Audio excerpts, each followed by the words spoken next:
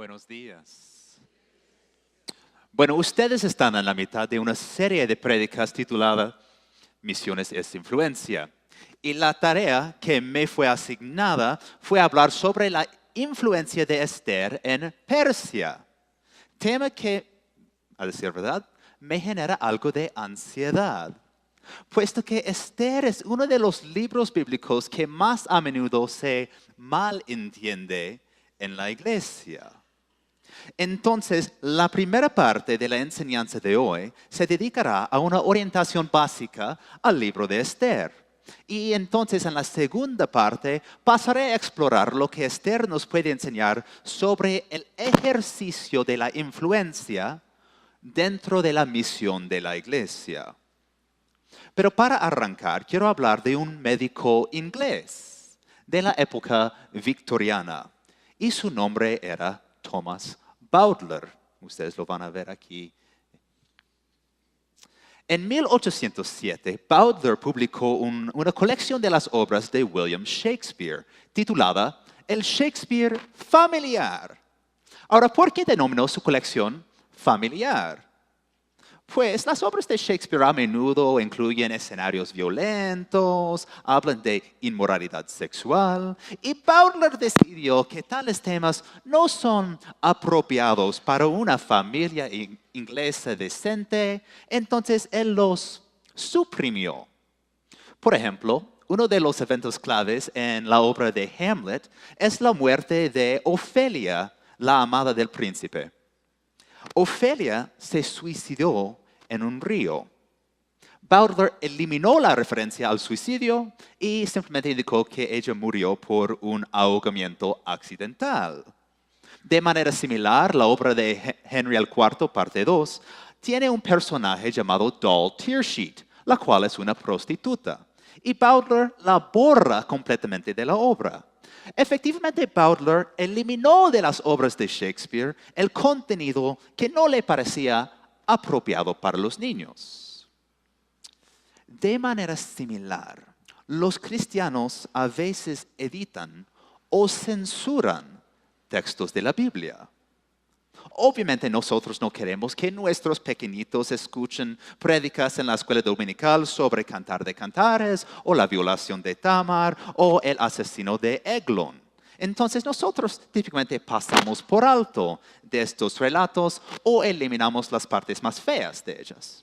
Y yo creo que algo similar ha pasado con Esther. Como niños escuchamos una versión suavizada del relato de Esther. Pero esto marca nuestra lectura del libro a largo plazo. De modo que como adultos nosotros no percatamos qué tan horrorosos son los eventos descritos en este libro. Casi interpretamos el libro como una versión hebrea del relato del cuento de hadas de Cenicientas, en la cual una niña hermosa es rescatada por un príncipe y ellos vivieron felices y comieron perdices. Pero Esther no es un relato así, como yo voy a argumentar ahorita. Sin embargo, al reconocer qué tan complicado es el libro de Esther, yo no quiero caer en el horror opuesto de ignorarlo. Y esto también ha sido común en la historia de la iglesia y de la cultura judía. La colección más antigua de libros del Antiguo Testamento que tenemos hoy día se encuentra entre los rollos del Mar Muerto, que son textos de una comunidad judía que vivía en un asentamiento llamado Qumran, a la orilla del Mar Muerto. Estos judíos guardaron centenas de rollos bíblicos, a menudo varias copias de diferentes libros del Antiguo Testamento. Pero hay un libro que falta completamente de los rollos del Mar Muerto. Es el libro de Esther. Parece que la comunidad de judíos en Qumran no consideraba que Esther debe ser parte del Antiguo Testamento. Y uno puede entender algo de su reticencia, porque el texto falta de algo que habitualmente se considera esencial para que un libro sea bíblico. Dios. El libro de Esther nunca menciona a Dios. Asimismo, muchos cristianos en la historia de la iglesia no han pensado que Esther debe ser parte del canon cristiano. La iglesia ortodoxa no incluyó a Esther en su canon hasta el séptimo siglo. Martín Lutero también quería omitir a Esther de la Biblia en conjunto con los otros libros deuterocanónicos que él eliminó. Bueno, yo sí estoy agradecido que Dios nos dio el libro de Esther, pero quizás la reticencia histórica de la iglesia ortodoxa, de los judíos en Qumran, de Martín Lutero, nos deben sensibilizar al hecho de que quizás no hemos prestado buena atención a lo que Esther de veras narra, que hemos en cierto sentido censurado el libro. Entonces nosotros vamos a repasar el libro de Esther brevemente y tratar de leerlo francamente y no como un cuento de hadas censurado que contamos a nuestros hijos. Es más, en este proceso vamos a tener que enfrentar un desafío interpretativo. Es el desafío de la llamada ausencia de Dios. Puesto que el texto nunca habla explícitamente de Dios, puede ser algo complicado entender cuáles aspectos de la narración Dios quiere afirmar y cuáles aspectos son acciones realizadas por villanos o por personas imperfectas, las cuales nosotros no debemos imitar. De la misma forma que nosotros no imitaríamos a Salomón en su decisión de acumular centenas de esposas y concubinas, de la misma manera que nosotros no imitaríamos a David en su decisión de cometer adulterio con Betsabé y después asesinar a su esposo, así nosotros no debemos imitar descuidadamente a cualquier accioncita narrada en el libro de Esther. Toca discernir con mayor cautela cuáles acciones meramente se describen en el relato y cuáles son acciones que de veras reflejan el deseo de Dios para su pueblo. Solamente con base en tal clase de discernimiento podemos reflexionar sobre lo que Esther nos enseña respecto a cómo la iglesia ejerce influencia como parte de su misión. Brevemente entonces, repasemos Esther sin censura.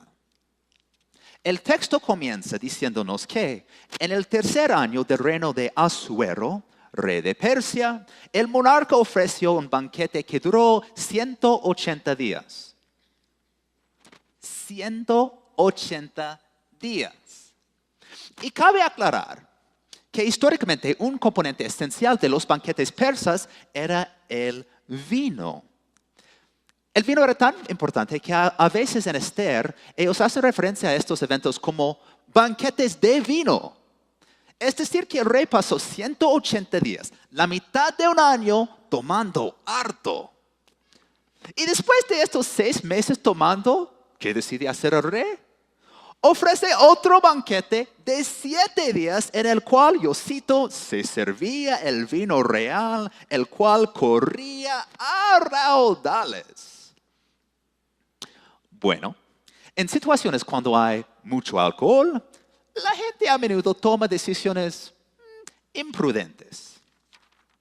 Así, al séptimo día del banquete, cuando el rey estaba bien borracho, pero bien borracho, él manda a sus siervos: dile a mi esposa, la reina Vashti, que ella se emperifolle y venga al banquete ceñida con su corona real para que todos estos hombres, mis invitados, puedan ver qué tan hermosa es ella. Qué esposo, ¿cierto? Él quiere que su esposa se presente ante todos los borrachos de su reino para que ellos pudieran comérsela con los ojos. Los rabinos reconocían la naturaleza lujuriosa del mandato del rey. Y aún sugirieron que la frase que dice ceñida con la corona real sea entendida como ceñida solamente con la corona real. Naturalmente, la reina se niega a sujetarse a la mirada lujuriosa de tantos borrachos. Y como resultado, el rey se llena de rabia y empieza a quejar. Entonces, ¿qué haremos con esa mujer rebelde, la cual desobedeció el orden de su esposo? En esta cultura tan machista, los amigos del rey le dicen, esto no se puede tolerar. Otras mujeres se van a enterar de que la reina desobedeció a su esposo. Entonces ellas no nos van a obedecer a nosotros.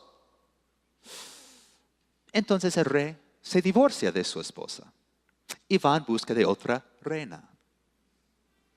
Asuero no es ningún príncipe azul. Cuando su esposa no se permite cosificar lujuriosamente ante los borrachos del reino, él y los demás hombres del reino sienten que su autoridad machista ha sido amenazada, así que desecha a la reina para reforzar la subyugación de las mujeres. Bueno, ahora el rey requiere una nueva esposa. Así que organiza lo que unos comentaristas llaman un concurso de belleza. Un título que me parece altamente ofensivo, puesto que oculta la realidad de lo que el rey pide. Asuero da órdenes de que se nombre en cada una de sus 127 provincias alguien que recoja a las vírgenes más bellas de cada provincia para meterlas en el harén real. Si solamente se hubiera escogido una niña de cada provincia, estamos hablando de aumentar el harén real con 127 vírgenes. Y para que quede claro, las mujeres en esa cultura se casan muy jóvenes, especialmente las mujeres hermosas, habitualmente entre 14, 15, 16 años. Así, si estas niñas hermosas todavía son vírgenes y solteras, tienen quizás 14 años. Todos se mandan al harén del rey y el rey llama a las niñas a una cada noche. Y una por una les quita la virginidad. Todas las niñas se quedan por el resto de la vida en el harén para la diversión futura del rey, pero la chica que él prefiere, la que tenga el privilegio de ser su favorita, ella se nombre la reina. Este no es un concurso de belleza. Para que quede claro, esto es lo que hoy día llamamos el tráfico sexual de menores de edad. Esther es una de las niñas incluidas en este tráfico. Ella había sido adoptada por su tío Mardoqueo, el cual no parece resistir la propuesta real. Qué gran padre adoptivo, ¿cierto? Y es ella que Asuero escoge como la niña favorita del harén, de modo que ella se vuelve la reina. ¡Qué suerte! Bueno, pasan 7 años. Esther ahora tiene 20 y pico de años y se presenta otro personaje, Amán. Amán es un hombre rico a quien el rey decidió ascender nombrándolo su virrey. Y conforme con su nuevo estatus, el rey ordena que todo el mundo se arrodille ante Amán para rendirle homenaje, lo cual era totalmente normal para un virrey en el mundo antiguo. Pero Mardoqueo, quien parece tener algún rol en el gobierno de Persia, se niega a arrodillarse ante Amán. Ahora, cuando yo aprendí la historia de Esther en la escuela dominical, se me explicó que Mardoqueo no se arrodilló ante Amán porque, siendo judío, solamente se le permitía arrodillarse ante Dios. Pero el texto no dice nada así. Y no es históricamente cierto. Los judíos sí se arrodillaban ante seres humanos. Esther misma se arrodilla ante el rey en este libro, en capítulo 8. Entonces, cuando Mardoqueo rehúsa honrar a Amán, no es por razones religiosas. Lo más probable es que Mardoqueo no creía que Amán fuera digno de su respeto. Y veremos pronto que Amán sí es un monstruo. Sin embargo, no debemos pasar por alto del hecho de que o el orgullo o la terquedad de Amán, de Mardoqueo, ponía en riesgo a todo el pueblo de Israel. Bueno, Amán está altamente ofendido y enojado por la manera en que Mardoqueo le faltó el respeto, así que decide no solamente castigar a Mardoqueo, sino erradicar a todos los judíos de todo el imperio de Persia. Se le acerca al rey Asuero y finge que la desobediencia de Mardoqueo es típica de todo el pueblo de Israel. Y así sugiere que la manera más lógica y razonable de enfrentar tal rebelión es por medio de cometer el genocidio. Es más, Amán ofrece un soborno enorme al monarca, 330,000 kilos de plata, para conseguir el permiso de conseguir este genocidio. El rey accede a la petición de Amán y le entrega su anillo de sello para que Amán tenga la autoridad para llevar a cabo los detalles de su plan en nombre del rey. Asuero cede su responsabilidad a un malvado ávido de poder como consecuencia de su negligencia e indiferencia al bienestar de sus sujetos. Así que Amán emite el decreto en nombre del rey diciendo que en un día particular durante las siguientes semanas se deben exterminar, matar y aniquilar a todos los judíos, jóvenes y ancianos, mujeres y niños.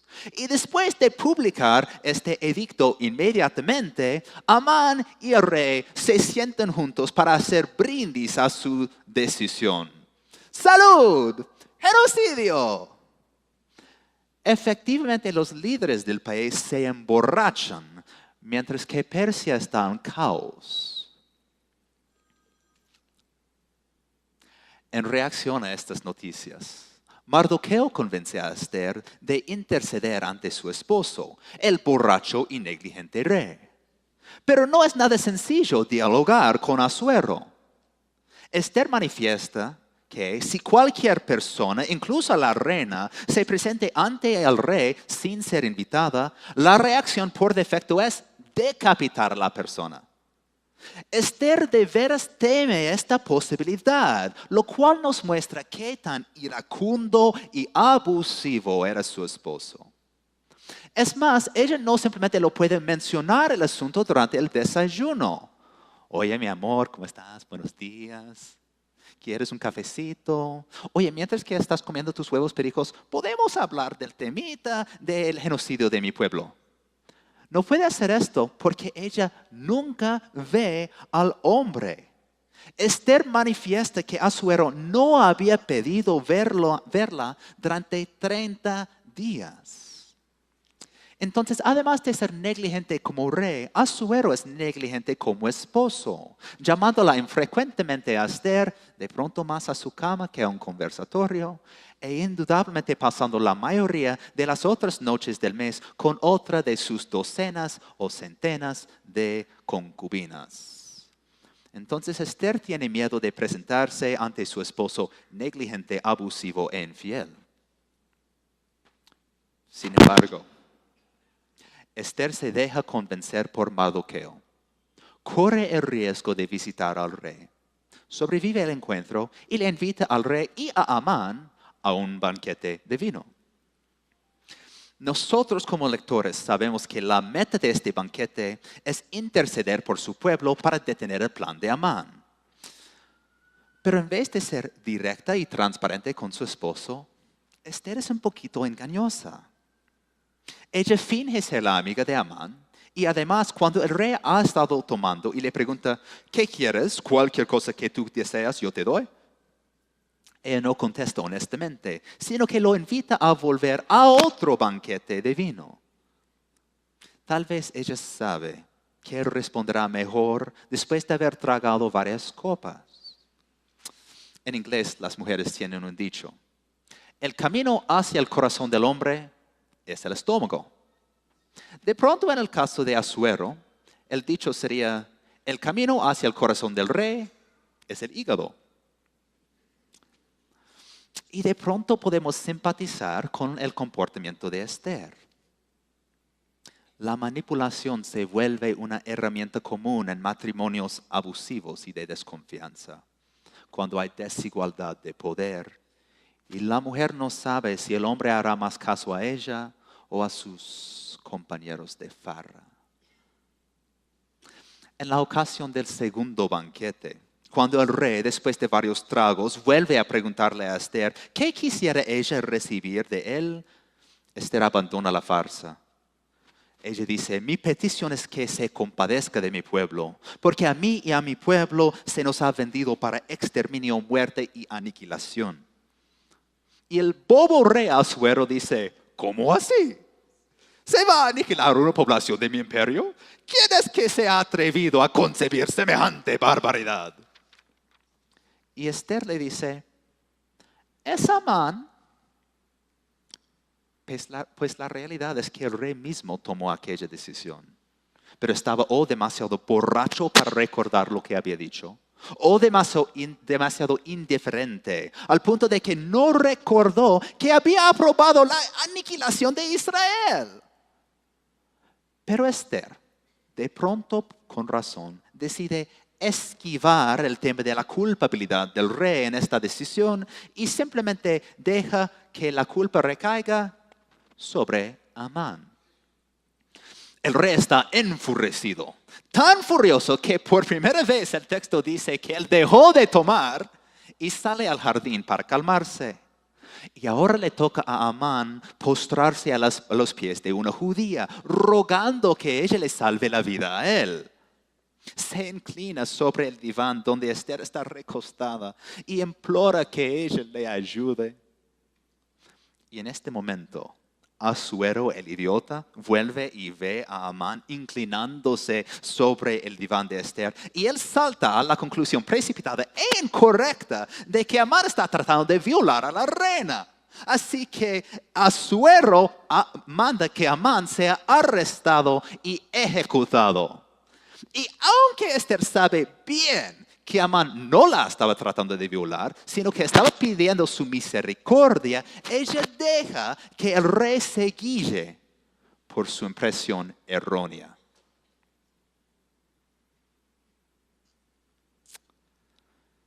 Ella permite que los celos y la rabia de su esposo lo lleven a matar a su amigo, de pronto su mejor amigo, por un crimen que él todavía no había cometido, justificando esa acción por decir que Amán, por un crimen que él no había cometido, ni siquiera quería cometer, justificando la decisión diciendo que Amán quería cometer otra acción, otro crimen. Un crimen terrible, sí, pero algo que todavía se podía parar. Así que ellos cubren la cabeza de Amán con un saco, lo arrastran por la puerta y lo ejecutan. Luego, Esther retoma el tema del genocidio de los judíos, que todavía estaba agendado en el calendario imperial. Ella le pide a Asuero que ponga fin al plan de Amán. Pues el rey dice que no puede rescindir la orden que dio permiso para matar a los judíos, pero él emite otro orden que permite que los judíos se defiendan. Y más allá de poder defenderse de los hombres que los atacan, les da permiso a los judíos para matar a las esposas y a los hijos de sus atacantes. En vez de ser una mera autorización de autodefensa, el rey da permiso para una venganza desenfrenada. En vez de velar por la paz de sus ciudadanos, el rey decide manejar un conflicto étnico entre judíos y persas por medio de dar a los dos lados el permiso para matarse los unos a los otros, tanto como quieren, incluso a sus respectivos hijos y esposas, por un día entero. ¡Qué liderazgo!, ¿cierto? Ahora, obviamente habría sido peor para los judíos no tener permiso para defenderse, pero no fijamos que esto sea un ejemplo experto del arte de gobernar. Imagínense si lo mismo hubiera pasado aquí en Colombia. Alguien convence al presidente de firmar una orden para cometer genocidio en contra de un grupo grande de inmigrantes. Digamos, porque es 2018, digamos los venezolanos. El presidente autoriza la orden que los colombianos pueden matar a los venezolanos.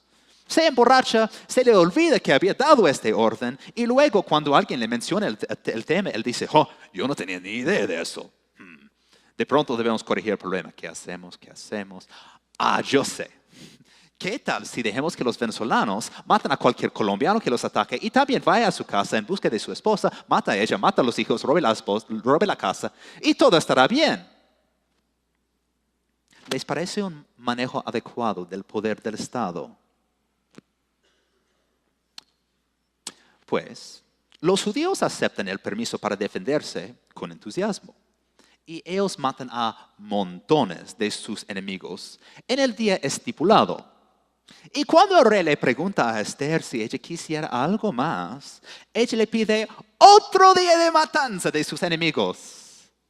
Con el resultado de que, al fin y al cabo, los judíos matan 75,000 de sus enemigos.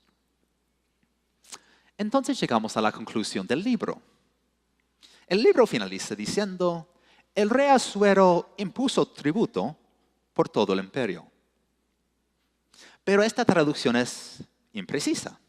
La palabra hebrea traducido aquí, tributo, de veras quiere decir trabajo forzado. Es la misma palabra que se usa para hablar de la esclavización de los israelitas en Egipto. Así que la conclusión del libro no es tan bonita como tal vez suena, porque celebra la esclavización de otros grupos étnicos. Además, Esther consigue que Mardoqueo sea ascendido a preeminencia en el gobierno de Asuero. El texto dice que Mardoqueo fue amado por sus compatriotas, efectivamente por su favoritismo. En términos resumidos, cuando dos judíos alcanzaron poder político en Persia, los demás judíos salieron favorecidos y muchos paganos fueron esclavizados. ¡Hurra! Bueno, Esther narra cómo los judíos sobrevivieron una tentativa de genocidio. E indudablemente es bueno que el pueblo de Israel no fue eliminado. Pero esto no quiere decir que la manera en la que los judíos lograron sobrevivir fuera óptima. Y puesto que el nombre de Dios nunca se menciona en este libro y nunca se dice explícitamente cuáles acciones Dios aprobó y cuáles cosas se podrían haber mejorado, no tenemos que suponer que cada faceta del libro es un ejemplo positivo para nuestra vida. Cuando uno es enfrentado con narraciones complicadas como Esther, las cuales mezclan salvación y pecado, es sabio leerlas a la luz del resto del canon bíblico, lo que los teólogos llaman una lectura canónica. Así los textos más claros de la Biblia nos ayudan a interpretar los textos menos claros. Ahora, entonces, vamos a examinar lo que Esther nos puede enseñar sobre cómo la iglesia ejerce influencia en su misión en el mundo. Pero complementaremos el mensaje de Esther con los aportes del Nuevo Testamento en una lectura canónica. Yo voy a tocar 3 temas de alta importancia en el libro de Esther y en el mundo de hoy: mujeres, violencia y poder político. Comienzo con el tema del trato a las mujeres, lo cual surge particularmente en relación o particularmente al examinar el comportamiento de Asuero. Asuero es un hombre que cosifica a las mujeres y que comete explotación sexual de centenas de menores de edad. Es un cónyuge negligente que ni siquiera ve a su esposa durante semanas mientras está distraído con otras amantes. Es un hombre tan dado a la violencia que Esther teme que si ella se atreve a venir y buscarlo sin que él la llame, él la matará. El mundo de Persia era un mundo de abuso y de explotación de mujeres, aún de las mujeres más poderosas del reino, Vasti y Esther. Ilumina precisamente cómo los poderosos de la sociedad y de la familia no deben ejercer su influencia. La narración de este comportamiento pecaminoso se debe interpretar como una condenación del abuso de la mujer, de la subyugación de la mujer, de la negligencia por parte de los hombres, para digamos, jamás será así entre nosotros. Cuando pasamos a considerar a Esther misma, vemos unos rasgos loables, pero no tenemos que fingir que todo es color de rosa. A su favor, Esther procura utilizar la influencia que tiene de manera valiente, aún exponiendo a riesgo su propia vida. Pero ella también es a veces manipuladora. No es honesta y transparente. Y deja que el rey ejecute a Amán por algo que él no hizo, de pronto justificando la acción como un pequeño mal en servicio de un bien superior. Obviamente fue una situación difícil, pero no tenemos que imaginar que cada aspecto del comportamiento de esta joven representa el ápice del comportamiento ético de una esposa. El Nuevo Testamento nos muestra ejemplos superiores del manejo de la influencia frente a temas de sexo y género. Pablo habla de la importancia de la fidelidad matrimonial, de cómo el hombre debe amar a la mujer, a la esposa, no de manera que genera temor en ella, sino de manera que emule el sacrificio de Cristo por su novia, la iglesia. Pablo nos enseña que el hombre debe cuidar a la mujer como si fuera su propia carne, en vez de hacerla temer a su ira o pasar días efectivamente desapercibida por un hombre distraído con su trago, sus amigos y otras mujeres. En una sociedad marcada por la violencia doméstica y la violencia sexual, es esencial que la iglesia, a la hora de reflexionar sobre su misión, tome en serio las responsabilidades de velar por el bienestar de la mujer. Se estima que el 40% de las mujeres de Colombia han experimentado la violencia física o sexual a manos de sus parejas, más que en casi todos los demás países de América Latina. Cuando uno toma en cuenta el abuso emocional, estas cifras suben al 60 o al 70%. La iglesia tiene que volverse un defensor de esas mujeres. No podemos hacernos los de la vista gorda a las evidencias de abuso doméstico que observamos. Tampoco podemos ignorar ni tapar acusaciones de mala conducta sexual, aun si se hacen en contra de personas honradas en nuestra propia comunidad. Esto es lo que pasó durante décadas en las iglesias evangélicas y católicas. Pero este patrón de abuso se tiene que detener y destruir. Consideremos el tema de la violencia, arrojado en particular por las maquinaciones de Amán. Amán procura acabar con rivales por medio del uso desenfrenado de la violencia. Cuando él es ofendido por el comportamiento poco respetuoso de Mardoqueo, Amán se llena de rabia y dispone de su influencia política y de sus recursos económicos considerables para manipular, sobornar y al fin y al cabo legislar la violencia contra sus enemigos. La acción de Amán es malvada, indudablemente. Pero la solución de Esther es responder a la violencia con más violencia.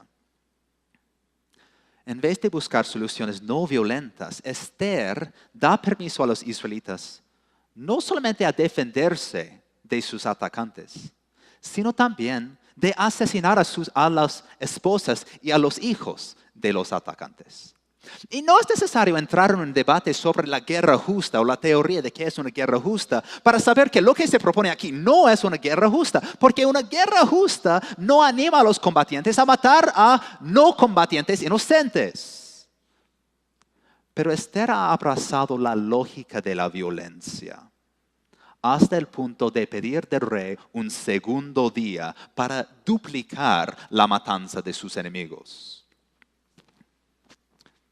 Pues el Nuevo Testamento nos llama a imaginar posibilidades superiores, maneras más sabias de ejercer nuestra influencia en contra de la violencia.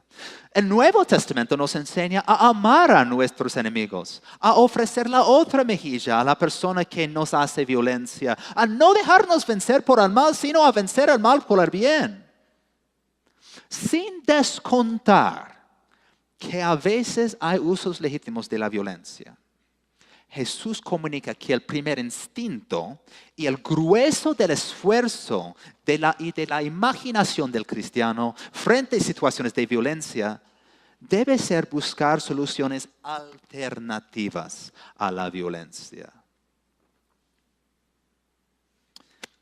En un país como Colombia, que ha vivido tantas décadas de violencias y violaciones que dieron luz a nuevas olas de venganzas y matanzas que generaron nuevos odios y crímenes de guerra. En una Colombia donde parece que cada persona ha sido una víctima y que a la vez muy pocos son inocentes. En una Colombia así, la iglesia tiene que liderar la apertura de nuevos caminos y ejercer su creciente poder político y electoral para obligar a los políticos, de pronto no a disolver las Fuerzas Armadas, pero por lo menos a buscar alternativas a la violencia.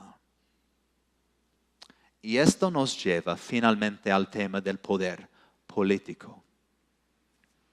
En Amán y en Asuero nosotros presenciamos varios de los vicios comunes de la escena política. Amán nos muestra la cara de alguien obsesionado con la consolidación de poder y estatus. Un hombre dispuesto a sobornar, mentir y maquinar para avanzar en la sociedad. Por el otro lado, Asuero nos manifiesta el desperdicio del poder. Es un gobernante que despilfarra los fondos de su nación en celebraciones ostentosas, que se ve demasiado distraído con tragos y amantes, al punto que ni siquiera lidera su propio país, sino que entrega su autoridad de manera descuidada a otros. La interacción entre Amán y Asuero llama a la mente el famoso dicho del filósofo político irlandés Edmund Burke, quien dijo: todo lo que se requiere para el triunfo del mal es que hombres buenos no hagan nada. En contraste, Esther utiliza su influencia de manera positiva para defender a los israelitas. Y el libro también termina diciendo que Mardoqueo siempre velaba por el bienestar de la nación judía. Esto es un avance significativo en comparación con el abuso y la negligencia de Amán y Asuero. Pero también me atrevo a decir que el ejercicio de poder para generar un nuevo favoritismo a favor de nuestro grupo tampoco refleja la totalidad de la voluntad de Dios. Uno de los mensajes que Jesús más procuraba comunicar a sus discípulos era la necesidad de volverse el primero en el reino de Dios por medio de volverse el último, el siervo de los demás. Jesús sabía lo que era tener a alguien que le buscaba quitarle la vida. Y aún en la noche, cuando él fue traicionado por Judas, Jesús se quitó su propia prenda para lavar los pies de su enemigo. Y Jesús dice explícitamente que es aquella acción que se debe imitar. Asimismo, los primeros cristianos, siendo judíos, viviendo bajo la opresión romana, se dedicaron a predicar las buenas nuevas, no solamente a sus paisanos, sino también a sus mismos opresores. Personas como Pedro y Pablo velaban por el bienestar de la iglesia, sí, pero no a expensas de las otras naciones. Hoy día en Colombia, los evangélicos están acumulando poder político. Hay senadores evangélicos, los políticos se acercan a nuestros líderes para pedir apoyo. Y no es malo que la iglesia evangélica tenga una voz significativa en la dirección del país. Podemos agradecer a Dios por eso. Pero no debemos imaginar que el hecho de que un político sea cristiano implica que maneja bien su influencia. El hecho de que un cristiano haya ganado poder no necesariamente significa que agrade a Dios. Yo soy estadounidense. Durante los últimos 40 años, la iglesia evangélica en mi país ha ejercido una gran cantidad de poder político. Pero me atrevo a decir que hemos adquirido el poder a expensas de nuestra misión. Ante un presidente notorio por su inmoralidad sexual, un presidente que hizo alarde de poder cometer abuso sexual en contra de las mujeres sin ninguna repercusión, la mayoría de los evangélicos quedan callados en vez de ejercer su influencia a favor de las mujeres. En un país con una altísima incidencia de tiroteos en escuelas, iglesias y otros sitios públicos, los evangélicos en su gran mayoría no han exigido mayor control de armas, porque es incompatible con la agenda del partido dominante. Hemos respaldado la disminución dramática del ingreso de refugiados durante los últimos 2 años, aún excluyendo literalmente a miles de cristianos que están sufriendo la persecución y muriendo en países como Irán e Irak. Los evangélicos estadounidenses tenemos poder, tenemos influencia, pero me temo que manejamos nuestro poder en aras de mantener el poder, en vez de aplicar la influencia para enfrentar al abuso de mujeres, en vez de tratar de disminuir la violencia, en vez de tratar de socorrer a las víctimas de la persecución. Y yo creo que el ejemplo de los evangélicos en mi país puede servir como un relato admonitorio a la iglesia evangélica en Colombia, que ha comenzado a adquirir influencia a una escala nacional. La influencia no es una cosa mala. Puede ser un medio que nos ayude a realizar la voluntad de Dios en el mundo. Pero la influencia no puede volverse un fin, una meta que perseguimos a expensas de nuestra misión. Yo comenté que Esther nunca menciona el nombre de Dios. ¿Por cuál razón algunos teólogos hablan de la ausencia de Dios en Esther? En realidad, yo no creo que Dios esté ausente en el libro, pero la narrativa no nos dice explícitamente cuál es la perspectiva de Dios frente a los eventos del libro. De la misma manera, hoy en Colombia, Dios no está ausente. A pesar de los horrores que el país ha vivido y que muchas partes del país sigue viviendo, Dios está presente. Sin embargo, no contamos con un texto inspirado que nos dice exactamente en cuáles acciones en Colombia hoy Dios está presente o cuáles políticas Dios respalda. El mero hecho de que una organización se declara cristiana, o el mero hecho de que un político sea un cristiano, no significa que Dios respalda todo lo que esta organización o persona hace. Tenemos que leer la narrativa actual de Colombia a la luz de la totalidad del canon bíblico para discernir dónde Dios está actuando. Y tenemos que abrir nuevos caminos para ejercer nuestra influencia, sea en la casa, en esta comunidad o en el Congreso, de manera que honre a Dios. Si como iglesia queremos ejercer la influencia, tenemos que desprendernos de la ambición corrupta por el poder, rechazar el favoritismo político y velar por las necesidades de los más marginados, no importa si ellos sean cristianos. Si queremos ser sal y luz en Colombia, tenemos que resistir a los poderosos corruptos, honrar a la mujer y solucionar conflictos sin recurrir a la violencia. Si predicamos el evangelio de Jesús, quien declaró que el reino de Dios se había acercado. Entonces nuestro manejo de la influencia aquí en esta nueva tierra de Persia manifestará que nuestro rey está entronizado en los cielos. Y que todo lo que nosotros hacemos, o en el Capitolio Nacional, o en este templo, o detrás de las puertas cerradas de nuestros apartamentos, debe reflejar su señorío. Y así se podría decir, conforme con las palabras de Jesús en Lucas 17. He aquí, el reino de Dios está entre ustedes. Amén.